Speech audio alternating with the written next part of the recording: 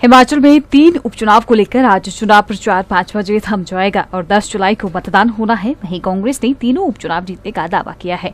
मुख्यमंत्री के मीडिया सलाहकार नरेश चौहान ने कहा कि निर्दलीय विधायकों ने इस्तीफा देकर प्रदेश पर दोबारा से चुनाव थोपा है, जबकि उन्हें इस्तीफा देने की कोई जरूरत नहीं थी, लेकिन भाजपा के दबाव में आकर उन्होंने इस्तीफा दिया और चुनाव हो रहे हैं।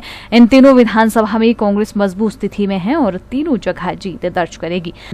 वहीं सांसद अनुराग ठाकुर द्वारा हमीरपुर में दुकानदारों और व्यापारियों पर दबाव बनाने के आरोपों पर नरेश चौहान ने पलटवार किया है और कहा कि लोगों को डराने धमकाने का भाजपा का मॉडल है। Bhajpa ED, CBI, income tax के जरिए लोगों को डराने का काम कर रही है और विपक्षी दलों की सरकारों को गिराने का प्रयास करती है, लेकिन यह मॉडल हिमाचल में फेल हुआ है। उन्होंने कहा कि कांग्रेस द्वारा किसी भी प्रकार से लोगों को डराया धमकाया नहीं जा रहा है और लोकतांत्रिक तरीके से चुनाव लड़ा जा रहा है। भाजपा अपनी हार देखकर इस तरह की बयानबाजी कर रही है। देखिए, जो बार बार हिमाचल प्रदेश में बाई इलेक्शंस आ रहे हैं, उस कड़ी में 3 निर्दलीय विधायकों ने जिस प्रकार इस्तीफा देके लोगों पे द्वारा चुनाव थोपा हिमाचल प्रदेश में, और वो चुनाव का अंतिम चरण है। आज 5 बजे चुनाव प्रचार तीनों जगह खत्म हो जाएगा।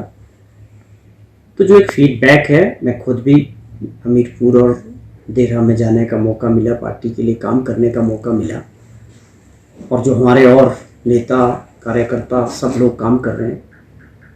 मुझे लगता है कि प्रदेश की जनता बहुत जागरूक है, समझदार है, इस बात को समझ रही है कि ये चुनाव आखिरकार क्यों आया, इस चुनाव की वजह क्या है। जिन लोगों को पहले 15 महीने पहले लोगों ने चुन के भेजा विधानसभा के अंदर 5 वर्षों के लिए, आज वही लोग दोबारा लोगों के बीच जाके कह रहे हैं कि हमें दोबारा आप विधानसभा एमएलए बना के भेजें। तो ये एक बहुत बड़ा लोगों के बीच इस बात को लेके प्रश्न है, और ये सबसे बड़ा मुद्दा भी है तीनों क्षेत्रों में कि आखिर क्यों। जब सरकार चुनी, जनता ने 5 साल काम करने का मौका मिलना चाहिए, और मुख्यमंत्री जी और कांग्रेस की सरकार लोगों के लिए काम कर रही है।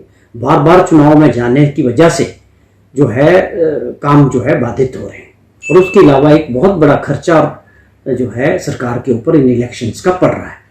और इससे भी बड़ी बात है कि लोग जो है अपना नुमाइंदा सरकार के साथ भेजना चाहते हैं।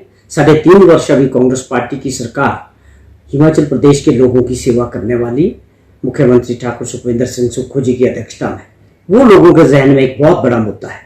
स्वाभाविक तौर पे लोग अपना विकास और अपने क्षेत्र के विकास के लिए कांग्रेस सरकार के साथ अपना नुमाइंदा भेजना चाह रहे हैं। तो ये साफ तीनों जगह इस तरह का माहौल, ये 2 मुद्दे खासतौर पे दिखे हैं कि लोग अपना नुमाइंदा सरकार के साथ जोड़ना चाहते हैं। दूसरा ये बड़ा प्रश्न है कि आपको जिनको चुन के भेजा गया था, उन्होंने किन परिस्थितियों में, किन कारणों से जो है इस्तीफा दे के दोबारा चुनाव करा रहे हैं, वो अपने आप में बहुत बड़ा मुद्दा है।